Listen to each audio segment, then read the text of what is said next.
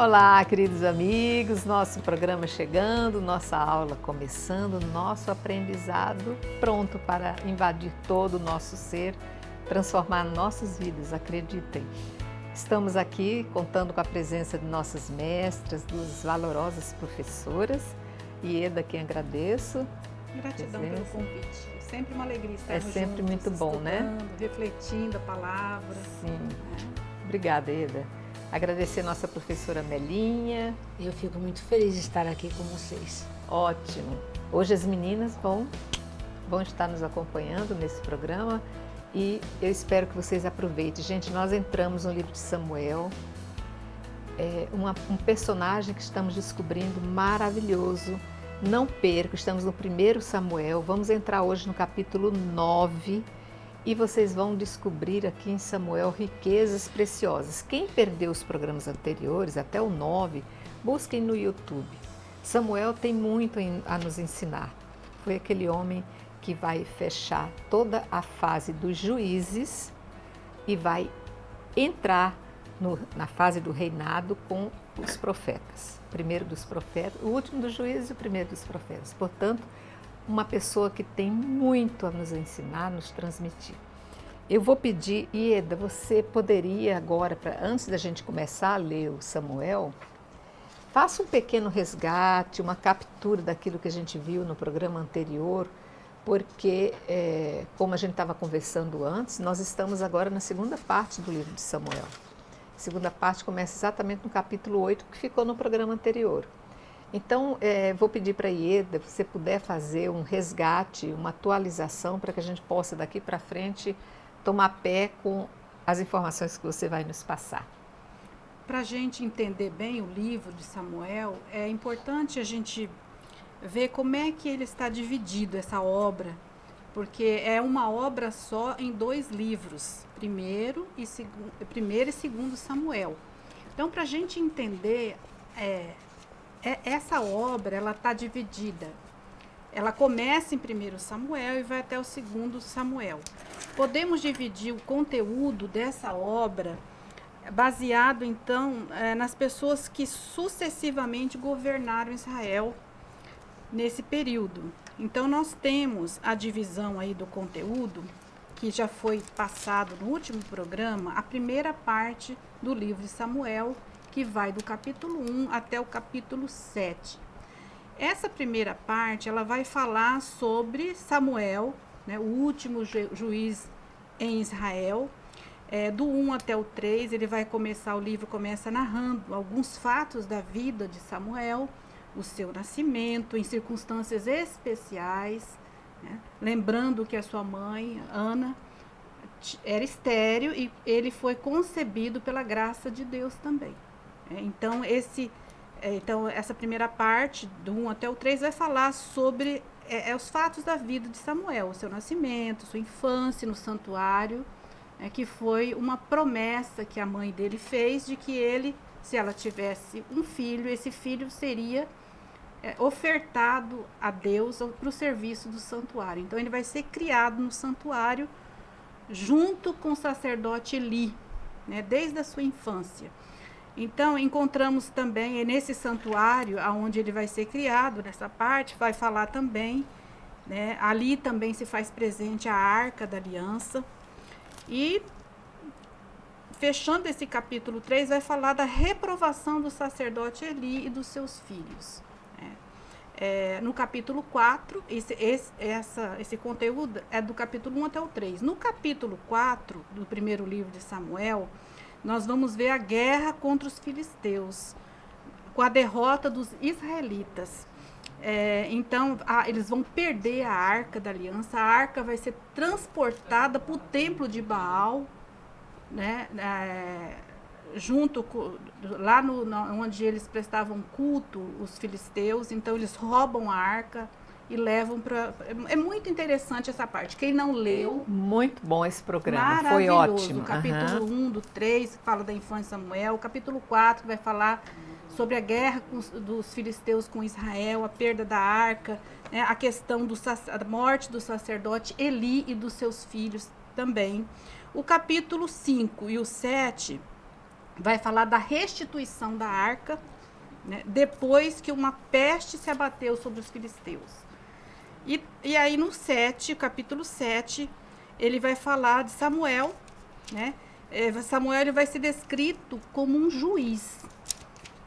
E aí no capítulo 8, começa aqui, que foi no último programa, o conteúdo visto também, que fechou o programa do programa passado, o capítulo 8, ele vai falar sobre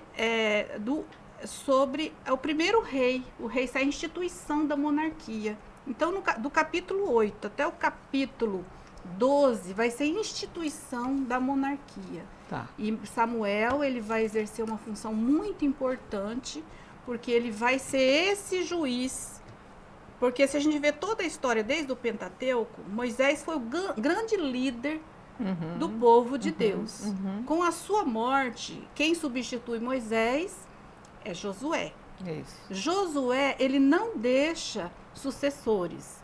Então, o que vai acontecer depois da morte de Josué? Vai ser o regime tribalista, né? Vem os juízes, homens que são considerados ungidos também de Deus para proteger o seu povo, né? Para que ele não perca a sua terra, o seu território. Agora nós estamos vendo Samuel, o último dos juízes, e também profeta, porque ele vai receber essa vocação justamente no santuário, aonde a mãe dele então fez o pedido para Deus para que ele para que ela concebesse, né, e que ele fosse um instrumento de Deus. Então Deus, desde a sua infância, chama, aquela passagem maravilhosa que Linda. a gente vê, né? Chama, ele está dormindo, então o Senhor chama Samuel e ele pensa que é Eli que está chamando. Chama então a vocação começa ali, um chamado. Chamado 3 vezes, E né? ele fala: eis-me aqui, Senhor. E Deus continua nos chamando, assim como chamou Samuel. Então aqui nesse capítulo 8, voltando aqui, porque tudo isso aí está nessa primeira parte do livro de Samuel. Tá. Essa segunda parte, que vai do capítulo 8 até o capítulo 12, então vai ser a instituição da realeza, Tá. né? A instituição da monarquia.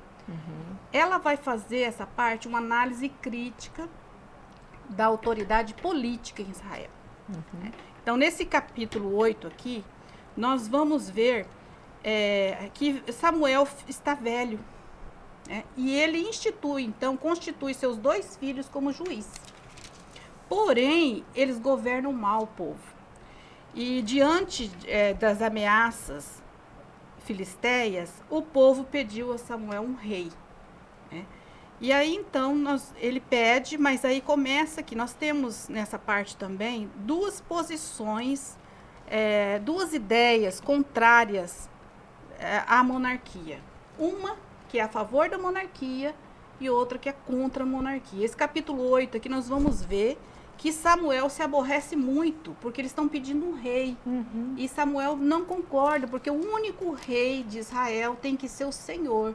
É Javé que é o rei. Aí ele é contra, porque se o povo pede um rei, como as outras nações têm, ele vai passar também, ele vai citar aqui os direitos do rei. No 8, 10, até o finalzinho do capítulo 8, ele vai falar, né, que o rei vai ter seus direitos, que o rei vai... ele vai fazer com que... Ele vai usurpar o lugar de Deus.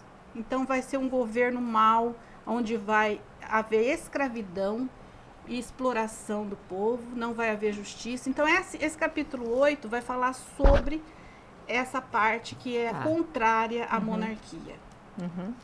Porém, né, aqui no capítulo 9, que você vai dar continuidade a esse conteúdo, é interessante no final ali do 8, 19, os anciãos, então, nesse capítulo 8, eles se reúnem e vão pedir para Samuel para que dê um rei para eles. Né? E Samuel fica contra essa ideia e vai correndo conversar com o Senhor. Olha só que bonito. Eu achei interessante como que o profeta Samuel, diante de uma dificuldade, a primeira coisa que ele faz, ele não resolve os problemas sozinhos.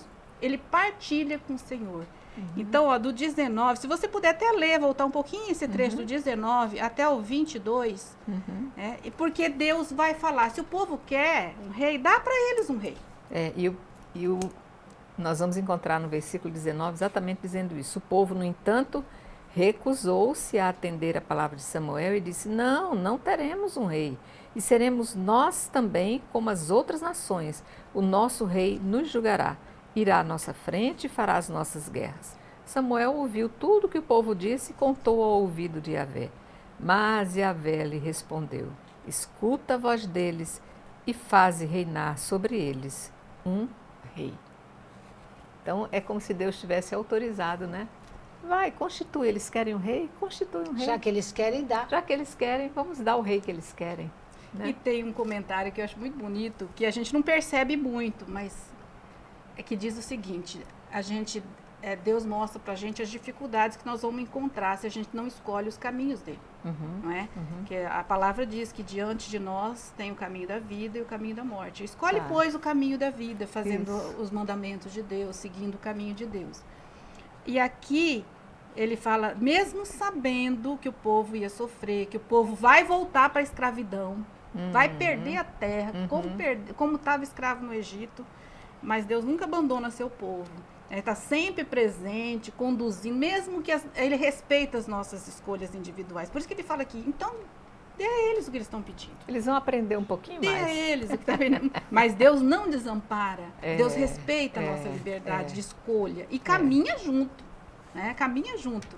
Nos Muito protegendo e nos conduzindo. É verdade, Ida. E vamos então, para continuar entendendo o que vai acontecer daqui para frente, convido vocês, quem estiver com a Bíblia, capítulo 9, é um trechinho um pouquinho longo, vai ser do 1 ao 10, mas vale a pena. Quem estiver sem a Bíblia, é só fechar os olhinhos e se concentrar na leitura, que depois nós vamos comentar o que vai fixar o que nós vamos acabar de ler.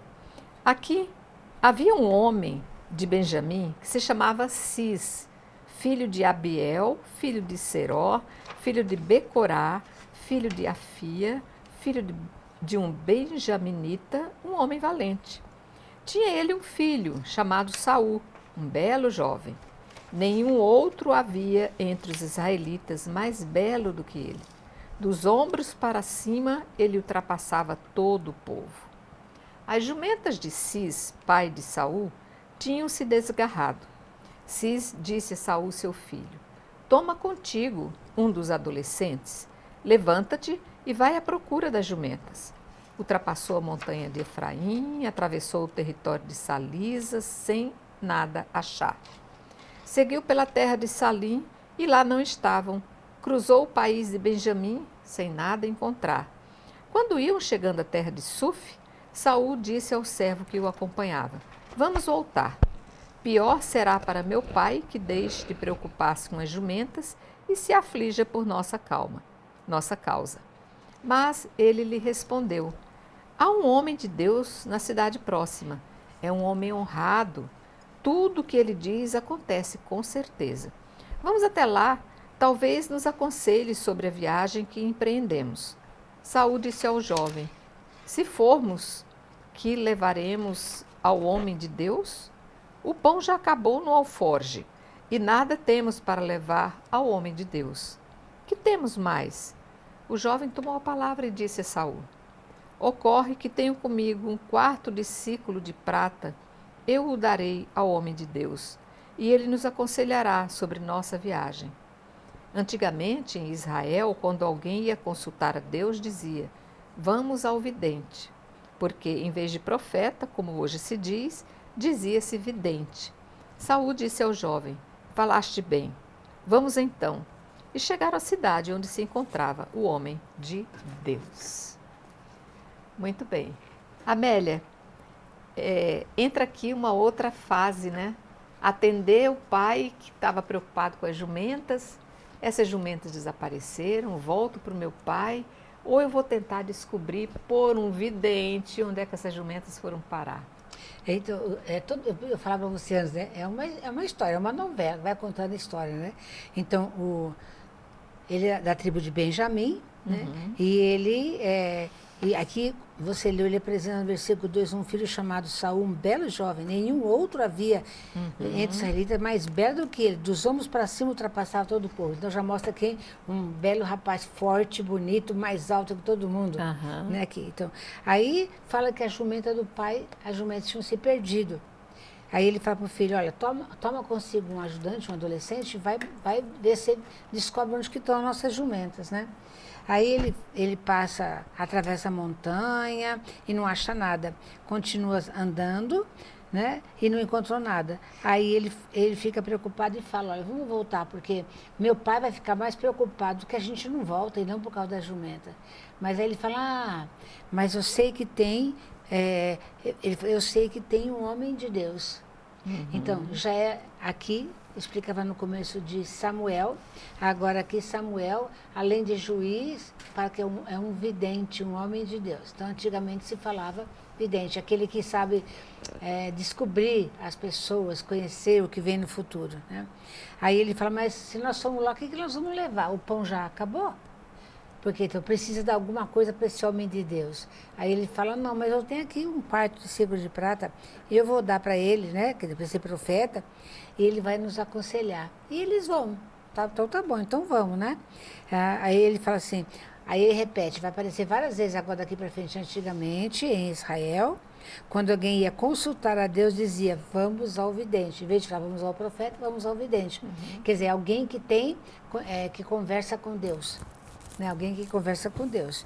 Aí ele falou, então vamos. E vão chegar então aonde se encontrava esse homem de Deus. Esse homem de Deus vai ser Samuel. Eles vão se encontrar. Olha que belo encontro. E Samuel era visto como um vidente, como né? um vidente. É um dos textos mais antigos, assim, que fala sobre o profeta. Tá. Né? O profeta é o homem do discernimento. Então ele discerne, né? Ele é o homem da palavra de Deus. Então, esse vidente aqui é um pouco de influência dos povos pagãos também, que ao mesmo tempo, né, teve que conviver a religião de Yahvé. Meio que houve um sincretismo que no começo para falar sobre o profeta. Uma figura nova, afinal porque era de alguém contas, que vai lá, que isso. disse, então todo mundo ia consultar o homem de Deus. Tá. O homem de Deus, e depois a gente vai se desligando desse termo de vidente. E passa mais que é o tal do adivinho, não é adivinho. adivinho. O profeta não é adivinho. O profeta é o homem da palavra, o homem do discernimento. É um homem de Deus, né, que tem sintonia com Deus. Porque quando fala vidente, dá a impressão que ele prevê o futuro. O profeta não prevê o futuro. Isso. O profeta, ele tem os pés fincados no chão da vida. Aqui no caso, ele sabe qual é o projeto de Deus. Sabe o que está acontecendo, né? E o profeta é a mesma coisa assim. Você, há 20 anos atrás, você olhou e falou, do jeito que as coisas estão indo, o mundo vai viver em guerra, porque é um tal de querer poder, de combater um país, combater outro, e vai. Aí chega hoje, eu falo assim, a Ana é uma vidente, ela disse que ia acontecer a guerra, mas você não disse que ia. Olhando para a conjuntura todinha do mundo, do que estava acontecendo, você falou, do jeito que está, vai chegar isso. Vai claro. chegar isso, e chegou. Então, mas para as pessoas, ela acha que é aquele que descobria. Uma que os textos são escritos muito, muito tempo depois, então já aconteceu. Já perde-se um pouco. A Ana falou que ia acontecer, você viu? Verdade. Esse aqui é 5 séculos depois do acontecimento que o livro é escrito. É para perder muita coisa, né? Fica só uma... Aí, porque eles falam assim, bem que é igual aquela coisa, bem que minha mãe tinha falado para mim. Olha. Bem que minha avó falava que ia fazer isso, fazer aquilo. E aconteceu.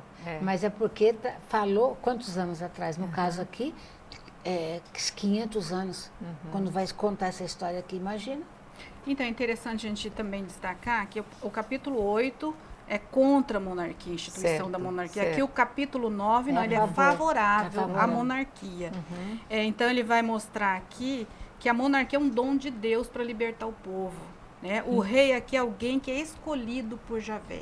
Essa historinha que a Bíblia conta aqui, das jumentas perdidas do pai de Saul, é porque no final do capítulo 9, ela serve como um sinal de que Saul é alguém que foi escolhido por Javé. Certo. Então certo. ele conta essa história para dizer que Deus providenciou todo esse momento e ele que escolheu, né, através de Samuel, que é o profeta, que é o homem que vai discernir, e é ele que vai ungir, que vai ser instrumento de Deus nessa transição, né, dos juízes para a monarquia. Muito bem. Sigamos, então.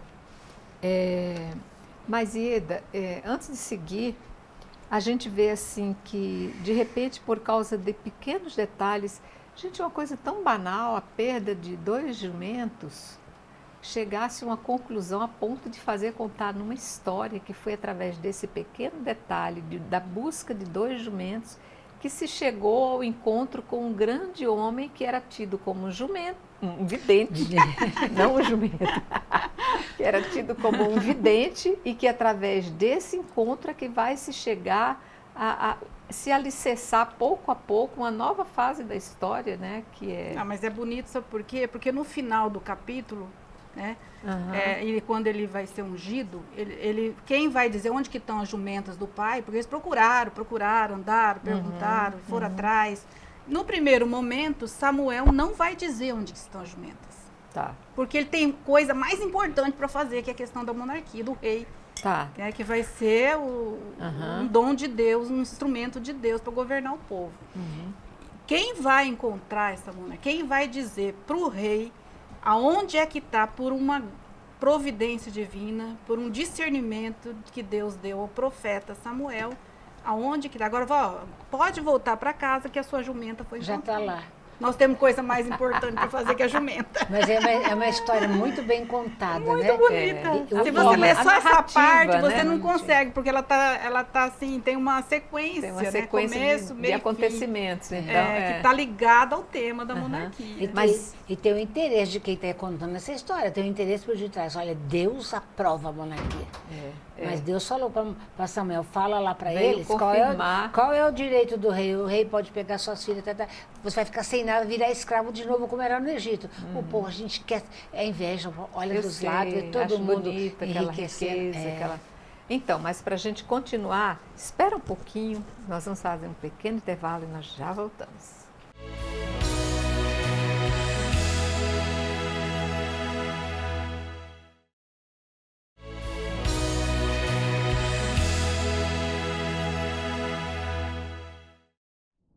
Ok, meninos, voltamos. Gente, que história interessante. Você vê como as coisas de Deus são interessantíssimas. Uma pequena, além de ser um grande fato, uma história gostosa, vai atrás para saber o resultado. Então, nós vamos atrás para saber o resultado. Vamos entrar no versículo, a partir do versículo 11. Vai ser um trecho um pouquinho mais longo. Peço paciência a vocês, peço desculpas também por isso. Mas vamos fazer porque a gente vai entender todo o conteúdo do que a gente precisa estudar pela frente, ainda o que vem pela frente. A partir do versículo 11. Subindo a ladeira da cidade, cruzaram com 2 jovens que saíam para buscar água e lhe perguntaram: "O vidente está aí?" Elas lhes responderam com estas palavras: "Está sim, acaba de chegar, um pouco antes de ti. Apressa-te, ele veio hoje à cidade porque hoje será oferecido um sacrifício pelo povo no lugar alto. Entrando na cidade, vós o achareis antes que suba ao lugar alto para comer. O povo não comerá antes que ele chegue, pois é ele que tem de abençoar o sacrifício. Só depois os convidados comem. Subi, pois, já, logo o achareis." Subiram, então, à cidade. Quando iam atravessando a porta, Samuel saía em sua direção para subir ao lugar alto. Ora, um dia antes da vinda de Saul, Yahvé tinha advertido a Samuel: "Amanhã, a esta hora, enviar-te-ei um homem da terra de Benjamim.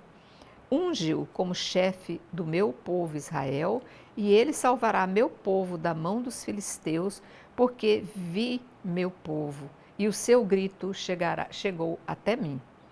E quando Samuel olhou para Saul, Yahvé lhe confirmou: "É este o homem de quem te falei. É ele quem comandará o meu povo." Saul se aproximou de Samuel na soleira da porta e lhe disse: "Peço-te que me mostres onde é a casa do vidente. Samuel respondeu a Saul: Sou eu o vidente. Sobe adiante de mim no lugar alto. Comereis hoje comigo. Eu te deixarei partir pela manhã e te indicarei tudo o que te preocupa. Quanto às tuas jumentas, que perdestes há 3 dias, não te inquietes, porque já foram encontradas. Aliás, para quem é toda a riqueza de Israel? Não é para ti e para toda a casa de teu pai? Saul respondeu desse modo: Não sou por acaso um benjaminita, uma das menores tribos de Israel, e o meu clã não é porventura o mais modesto de todos os da tribo de Benjamim? Por que me dizes tais coisas? Samuel tomou consigo Saul e o jovem, introduziu-os na sala e os fez sentar em lugar preeminente sobre os convidados, que eram uns 30 homens. Depois Samuel disse ao cozinheiro: Dá a parte que eu te dei, da qual eu te disse, põe-me à parte. Põe-na à parte. Então o cozinheiro separou o pernil e o que está embaixo colocou diante de Saul e lhe disse: Eis o resto colocado diante de ti. Come, pois é para esta reunião que isto foi reservado para ti, dizendo: Eu convidei o povo. Neste dia, Saul comeu com Samuel, desceram do lugar alto para a cidade. Ele falou com Saul sobre o terraço, eles se levantaram cedo. Ao raiar da aurora, Samuel chamou Saul no terraço e lhe disse: Levanta-te, vou deixar-te partir. Saul se levantou e Samuel e ele saíram juntos para fora. E tendo eles descido até os limites da cidade, Samuel disse a Saul: Manda o jovem que passe adiante de nós. Ele passou adiante. Tu, porém, espera para que eu te faça ouvir a palavra de Deus. Enfim, aqui a busca se encerra ao se encontrar o vidente. O vidente tão buscado que é Samuel, que na realidade não era um vidente, mas que tinha o Senhor diante de si, portanto ele era um homem ungido, cheio da palavra de Deus, e por isso ele acertava tantas coisas, né? É um homem enviado de Deus, né, que ajuda as pessoas a lembrar o que ele fez, o que Samuel fez com o povo de Deus. Agora, como começa a falar da instituição da monarquia, parece que ele passa a ter um outro cargo, um profeta, né? Mas uma pessoa de Deus. Então ele vai. Então é bonito o texto, porque fala que você encontra 2 moças, você viu o vidente por aí? Ah, vi sim, ele está ali no lugar alto, vai subir para o lugar alto. O lugar alto é onde é o santuário, onde vai ter uma celebração e parece que é Samuel que vai presidir. Aí porque ele fala assim, o povo não vai comer antes que ele chega. Então apressa, ele chega. Aí ele chega lá, Samuel vem à direção dele, pede para ele subir para o lugar alto também. Mas aí o texto, lá no versículo 15, fala que um dia antes, Yahvé tinha falado com Samuel, né? Uhum. Olha, vai vir um jovem, contou para ele que ele vinha encontrar dele. Então ele já sabia que ele vinha. E você vai ungí-lo como chefe do meu povo, porque é ele que vai salvar Israel da mão dos filisteus. Aí fala, porque vi meu povo. Aqui lembra assim, o que Deus viu? A miséria do povo. A miséria no meio do meu povo. Esse fala assim, porque eu vi meu povo, a gente vai lembrar lá no Êxodo, quando ele fala para Moisés, eu vi o sofrimento do meu povo, eu escuto o clamor, então Deus que vê aqui, né? E o grito chegou até mim, então tá lembrando lá o Deus do Êxodo, é Yahvé mesmo, né? E quando Samuel olhou para Saul, aí Deus fala para ele, é esse homem que eu falei que ele vinha encontrar com você. É muito bonito, muito interessante o conto, né? Deus falou para ele que ia vir um jovem, o jovem veio. É bonito, eu falo assim, esse intercâmbio de Deus com Samuel. Esse é aquele que eu falei, viu? Ele aí, já chegou. Né? A Amélia fala que esse intercâmbio, mas na verdade essa interação de Deus com esses homens santos já vem acontecendo desde Moisés, né? Sim. E Deus se torna uma pessoa presente, senta e conversa, dialoga, apresenta o que vai acontecer, explica o que aconteceu. Até a gente pode falar desde do Gênesis 12 a história de Abraão, quando Deus fala, sai da tua terra. São pessoas que têm uma profunda espiritualidade, a gente pode falar na nossa língua de hoje, com Deus. Então, sabe assim, quando você vive em sintonia, se você está em sintonia, você escuta. Você escuta Deus falar. Então, porque lá em Abraão escutou e foi. Lógico que o texto da pessoa ele pegou na memória e saiu. Não é. Tem toda uma preparação. Mas são pessoas que vivem em sintonia, em comunhão com Deus. Então, escuta. É claro que depois da nova aliança, Deus se afasta um pouco mais do povo, porque afinal de contas já teve Jesus para mostrar toda uma verdade, né? Mas aqui é muito bonito isso, de Deus se tornar um entre eles, conversar, orientar, né, Ieda? Então, Deus permanece sempre o mesmo, ontem, hoje e sempre. Isso. Não é verdade? Essa questão que a Bíblia fala que eles conversavam face a face, essa intimidade que a Melinha fala, do homem de Deus, da mulher de Deus, né, também acontece conosco. Nós não precisamos ser o grande líder, a grande líder do povo de Deus. Até às vezes para quem não sabe nem ler, nem escrever, até mesmo. Ela tem um encontro com Deus melhor do que nós, talvez. Uma intimidade profunda, né? Com certeza. Então, essa presença de Deus, porque aqui, lembra no 8 que nós falamos, que quando o povo, os anciãos, pede para Samuel um rei, ele fica assim, revoltado, sem saber o que vai fazer. Mas qual que é a primeira atitude de Samuel? Foi falar lá, contou tudo. Não deixou nada, contou tudo que o povo falou com ele.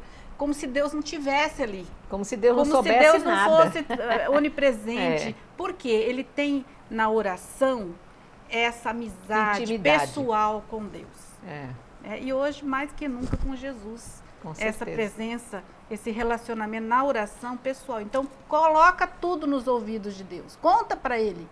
Conta para ele qual que é a sua dificuldade, qual que é o seu problema. E aí aqui nessa história da perda das jumentas, da questão da monarquia, a resposta de Deus vem. A história, o enredo que é contado, tudo vai acontecendo como casualmente a força das coincidências. Porém, não é coincidência, porque Deus ele vai falando com Samuel, Deus vai dando discernimento, né, que ele já escolheu alguém. Né? Esse alguém vai encontra com Samuel, né? E está tudo preparado, um banquete sagrado, um banquete de comunhão, onde Saul ele já faz parte daquele banquete, como se fosse alguém já que convidou os outros para participar. Esse banquete sagrado de comunhão que é ofertado a Javé, ele vai selando essa escolha de Deus, né? Porque ele já falou, olha, já deu clareza para Samuel, é esse aí que você vai, é meu escolhido esse aí, é ele, unge ele, porque ele é chefe do meu povo, é ele que vai salvar meu povo, né? E então eles vão participar desse banquete, desta oferta, deste holocausto, esse banquete de comunhão. A gente percebe aqui que o pernil, ele manda separar a melhor parte, a gente lembrando lá no Levítico, as questões das ofertas sagradas, a melhor parte sempre foi para o sacerdote, a melhor parte para o Senhor. Isso. O pernil, as outras partes, para os demais. Para os sacerdotes e aqui para o rei. Aqui ele já tá mostrando os privilégios do rei. Como se aqui é como se Saul fosse aquele que ia presidir a refeição. A melhor parte é dele e ele vai se saborear disso. Parece que Samuel deixa para ele conduzir esse momento da refeição. E falam que eram uns 30 homens, mais ou menos, né? Convidados. Junto com todos os convidados. Então, porque era um momento ali especial, que já tá, ele já vai preparando o que vai acontecer lá no capítulo 10, que ele vai ungir Saul como servo de Deus, como rei de Israel. Então aqui, é interessante que ele fala assim, a questão da jumenta, e volta de novo, né, a questão da jumenta.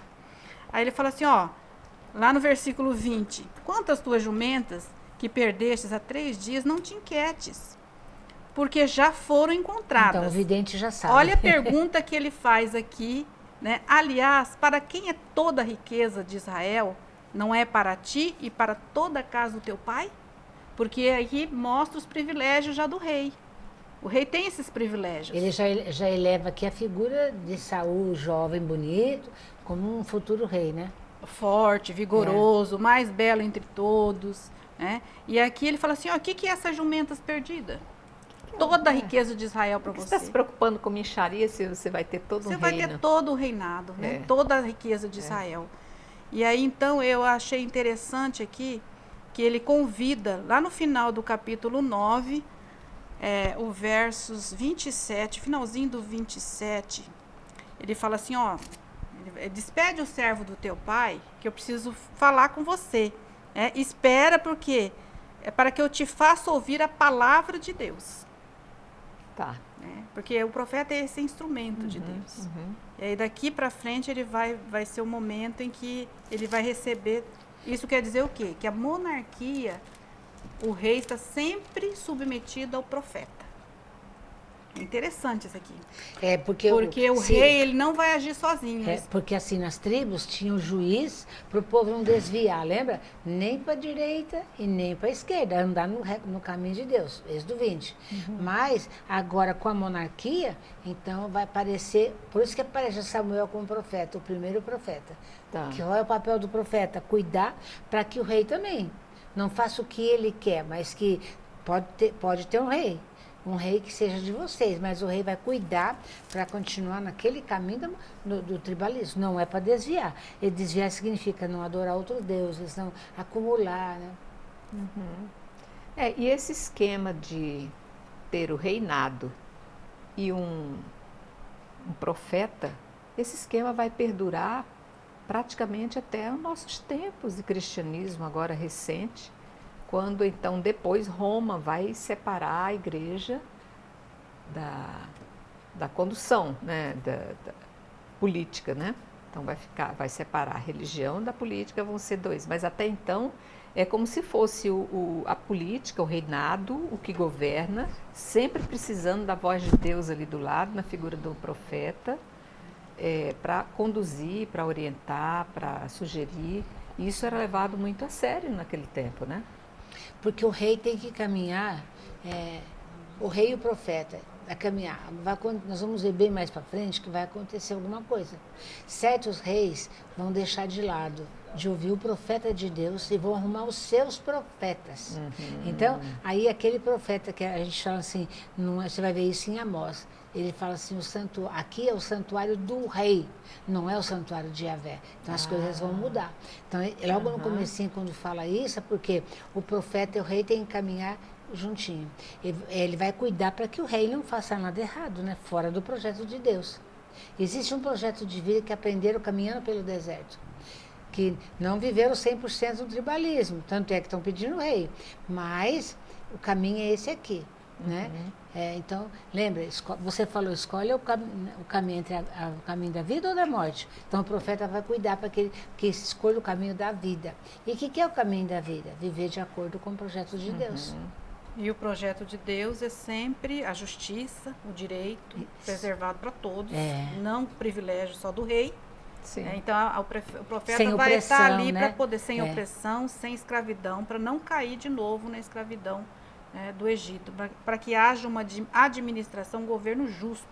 Então, ele vai fazer uma análise aqui de toda a autoridade política. Hoje nós vivemos um regime democrático, pagão, vamos dizer assim. A nossa Constituição diz que não é, como é que fala? Ela não é teocrática, né? Ela é, como é que fala? Não tem, assim, é uma visão, é laica. O Estado é laico. Constituição, Estado laico. Isso. Né? Aqui não, aqui a Constituição do rei, ela tem que ser teocrática, não baseada, né, nos ensinamentos, aqui na história do povo de Israel.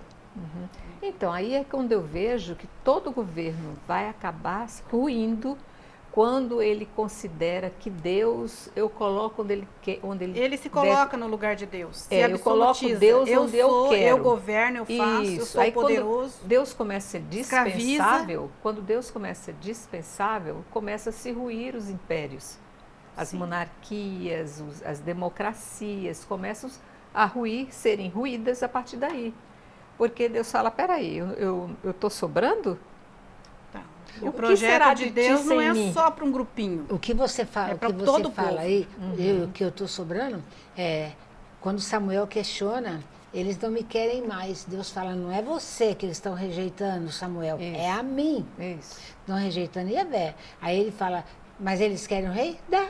Mas diz para ele, e avisou ainda, qual é o direito do rei. Vai acabar. O rei vai acabar com eles depois. A gente vai ver mais para frente, tá, com a Vai monarquia. Né? escravizar, cobrar Vai. impostos. As filhas, lembra? As filhas vão ser. Explorar. Vai tomar as filhas para levar tanto para o harém quanto para ser cozinheira, padeira, perfumista. Os filhos para ser chefe de guerra, puxar o cavalo da guerra, as melhores terras. Vai pegar tudo, o rei, porque o rei, a gente vai lembrar que quando estudava a história do faraó do Egito, que o faraó é tido como Deus, então a terra é dele, tudo é dele. E já nesse novo conceito, as terras são de Deus, até hoje, as terras são de Deus. Nós estamos aqui como hóspedes. Exatamente. Né? Nós somos hóspedes, a terra não é nossa. Por isso que a terra está do jeito que está, porque a gente se apropriou. apossou de algo que não é nosso. E entendeu errado que cuidar não é dominar. Né? É cuidar, é continuar a criação junto, mas quando o ser humano quis dominar, está acabando com tudo. E aqui, então a gente vai perceber que quando Deus fala para ele, diga para ele o direito do rei, e Samuel falou, olha, vocês querem um rei? Tudo bem, mas o rei vai fazer isso, isso, isso. Não tem importância, queremos um rei, então vai. Mas aqui ele vai conceder, aqui nós estamos esse é do capítulo 8, que é contra a monarquia. Sim. Né? E é o capítulo 9, aqui ele está dizendo que a monarquia o rei vai ser um instrumento de então, Deus. Você percebe que são dois grupos, são dois né? grupos Dois aqui, grupos. duas ideias diferentes É. sobre o mesmo assunto, que é a questão da monarquia, que é um novo regime político, militar, que está sendo introduzido na história do povo de Deus. Né? E a chave bonita, a importância de Samuel na história, na religião do povo de Israel, é que ele conseguiu, então, manter sempre essa presença de Deus, tendo Deus como protetor do povo, entendeu? Visando sempre o que? Vida plena para todos, justiça social, construir uma sociedade justa, igualitária, onde todos têm direito às riquezas, não só o rei, não só a cúpula que está em volta do rei, os funcionários do rei. Hoje nós não vivemos um regime de monarquia, mas é como se a gente vivesse. Nós temos aqui um presidente, os senadores, o Tribunal de Justiça, com todos os direitos privilegiados. É verdade. Acima do bem e do mal. E o povo só tem que pagar imposto. Então não está muito diferente dessa época. Não está nada diferente. Não está, então a gente pode também analisar essas autoridades políticas e ver como é que é a nossa situação hoje. O Brasil, como é que nós vivemos? Não só do Brasil, né? Eu falo do mundo inteiro. Tem justiça? Né? Tem justiça? Então, recorre à justiça, engavetam todos os processos. Quando é o povo, quando é povo, engavetam tudo, vai 2, 3, 4, 5 anos para poder resolver a situação. Quando é alguém importante, no momento, além disso, eles têm imunidade parlamentar. Quer dizer, estão assim, eles podem fazer o que quer e não responde por aquilo. Então, né? A gente fazendo uma linha do tempo, um esboço muito rápido de tudo que a gente tem visto aqui, nós estávamos, eu digo nós, povo de Deus, que ainda não era nem povo de Deus reconhecidamente, vivia sob a autoridade de um faraó que era um absoluto, era um reinado absoluto e poderoso. E o povo na escravidão, pobre sem nada. Deus tira esse povo da mão da escravidão, porque ele diz, é o meu povo, eu vou tirar. Passa-se tantos anos e o povo, com aquele modelo interiorizado de que é bonito o rei, é bonita aquela figura pujante de pessoas que dominam, de pessoas que brilham, vamos voltar a ter reinado. Mas atrás disso aí existe sempre a figura do demônio que não quer jamais que Deus estabeleça o seu reinado aqui na terra. Sempre vai fazer um jeito de tirar dele esse direito e esse poder. E o povo, coitado, sempre seguindo nessa oscilação, né? Ou amamos a Deus como rei, ou perdemos Deus, ou voltamos a amar Deus, ou perdemos Deus. E assim é construída a nossa história.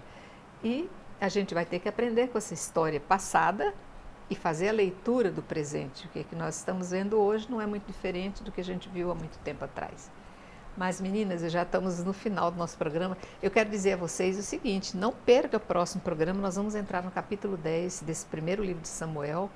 Vamos tentar entender como que é o funcionamento desse juizado dentro de uma sociedade monárquica que está querendo se estabelecer e os confrontos que vão começar a surgir. Então, agradeço vocês, queridas mestras, minhas professoras, professora Amélia, professora Ieda, você que se dispõe a estudar conosco, um pouco sempre constitui muito daquilo que a gente ainda tem para receber do legado que o Senhor quer nos passar. Se disponha a receber esse pouco para que um dia a gente chegue a entender muito de toda essa história. Agradeço a todas mais uma vez, como eu disse, agradeço a você e me coloco nas mãos da Senhora Imaculada, dizendo Salve Maria Imaculada. Salve Maria Imaculada. Por mais um programa cumprido. Até mais, até o próximo.